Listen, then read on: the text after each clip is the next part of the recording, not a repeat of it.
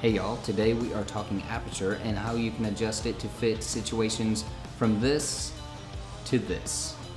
So aperture is one of three sides of the exposure triangle along with ISO and shutter speed.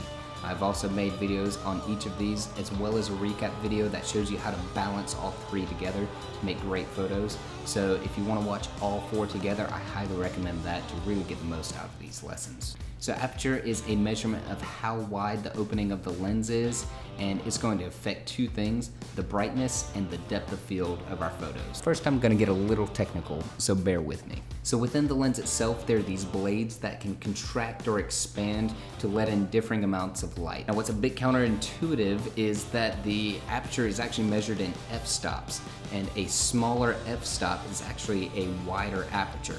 Now this is because this is actually a measurement of the ratio of the focal length of the lens to the opening of the aperture. So a 50mm lens with a 25mm opening is going to have a ratio of 2:1 or 1/2. And that means that it's going to be an f2. What makes it a little bit more complicated is that for every time you have the size of the aperture, you actually decrease the amount of light coming in by a factor of 4. So a lens set on f4 is going to be letting in 1/4 of the light as a lens set on f2, and f8 is going to let in 1/4 of the amount of light of f4. And if that wasn't complicated enough, each stop is a measurement of 1/2 of the light of the previous stop. And the f2 to f2.8 is going to be one stop.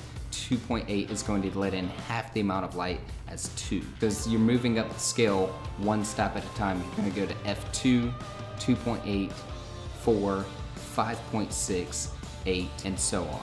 Okay, now that we've gotten through the technical side of it, let's move on to the practical. So like I said, aperture is going to affect two different things, your brightness and your depth of field. We're going to start off looking at the brightness. So here's a photo of one of my favorite candles, Rewind. I'm not sponsored by them to say this, but I just like them. They're a product out of Charleston, which is where I'm from, and they're good candles. Anyways, this photo is a little too dark and I want to brighten it up a little bit. So I'm going to open up my aperture 2 full stops to an f2.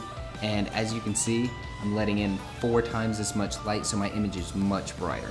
As you can see, it's really easy to use your aperture to control the brightness of your image.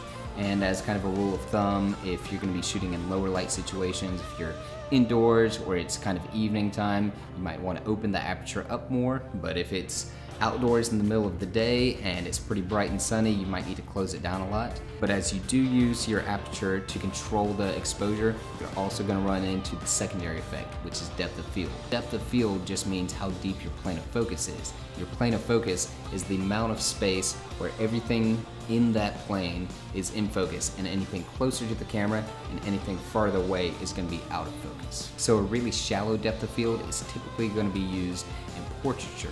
And that's when you want to separate your subject from the background, get it really blurry. So here's an example I shot at f1.8. As you can see, my subject, George Washington, is nice and sharp, but everything behind him is very blurry. He's very separated because we have that shallow depth of field. Sometimes you want a deep depth of field. This is going to be very common in landscape photography, where you might have some stuff in the foreground and some stuff way in the background, and you want them all in focus. And so here's an example that I shot up at Table Rock State Park. It's a series of waterfalls. I shot this at f29 because I wanted all of my waterfalls to be in focus. Now going back to George Washington, here he is at f22, and you can see the background there is much more in focus, and you can especially see the difference if I put the 1.8 and the 22 side by side. And now here's a series of them progressing from that 1.8 all the way up to f22. So that's the basics of aperture. To recap, a wider aperture is going to be denoted by a smaller f-stop. It's going to let in more light, it's going to have a brighter image and a shallower depth of field. A narrow aperture is going to be denoted by a larger f-stop. It's going to let in less light, have a darker image, and have a deeper depth of field. If you got any more questions, feel free to drop them in the comments or hit me up on Twitter and Instagram anytime. Tag me in your photos if you want feedback. I'm happy to do that. Thanks for watching, y'all. I hope that was helpful. Please hit the like button if it was. Go ahead and subscribe if you haven't already, and hit the little bell and you'll get notified when the next lesson comes out, which is where I will see you.